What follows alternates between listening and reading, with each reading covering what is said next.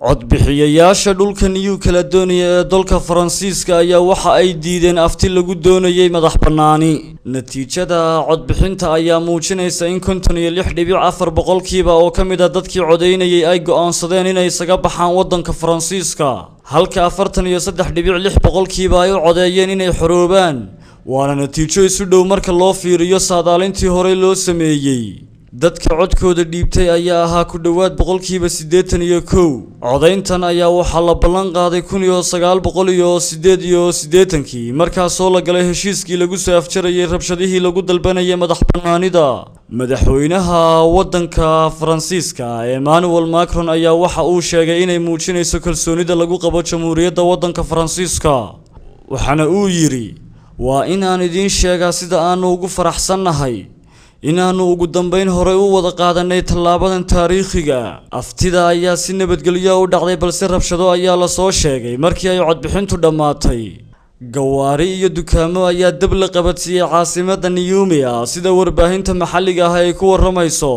sidoo kale dad mudaharaadaya ayaa wadooyinka gooyay. gobolka lagu magacaabo New Caledonia waxaa ku jira kayd badan oo macdana. nooca macdantaas ayaa muhiim u ah samaynta waxyaabaha elektarooniga.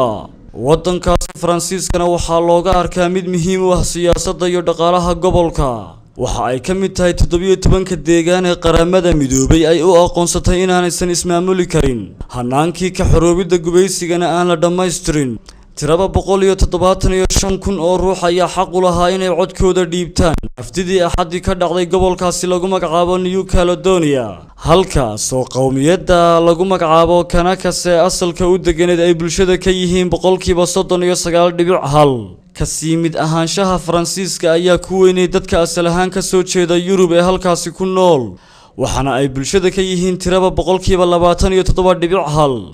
dadka iyagu darsa arrimaha gobolkaasna waxa ay sheegayaan in qaar ka mid ah qowmiyadda lagu magacaabo Kanakas ay laftirkoodu taageersan yihiin kasii mid ahaanshaha waddanka Faransiiska.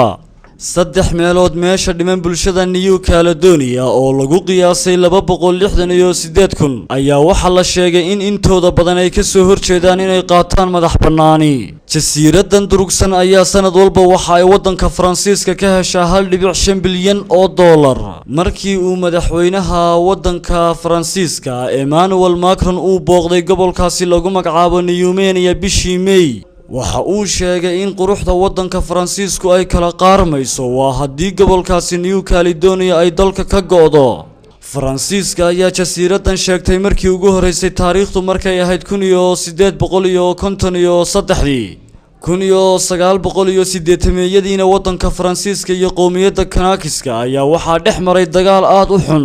markii uu dagaalkaasi meesha ugu xumaa gaaray waxa ay ahayd markii dad ka tirsan qowmiyadda Kanakaska ee madax bannaanida raba ay dileen 4 askari oo ciidamada Faransiiska ka tirsanaa, halka 23 askari oo kalena ay afduub kula galeen meel bohol ah.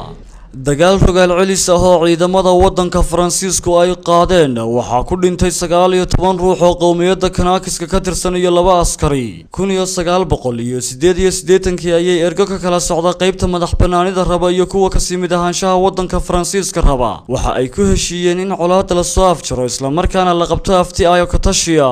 diidmada madax bannaanida ayaan dhaqdhaqaaqyada xornimo doonka meesha aan ka saari doonin. 2 afti ayaana la qaban karaa inta ka horeysa 2022. haddii loo codeyn lahaa gobolkaasi New Caledonia waxa uu noqon lahaa dalkii ugu dambeeyay ee madax bannaani ka qaata waddanka Faransiiska tan iyo 1977 oo Djibouti ay ka xorowday, iyo weliba waddanka Vanuatu oo madax bannaani ka qaatay 1980. سعيد أحمد تمريسي ورارك تلفزيون كعالمي جاه ستار.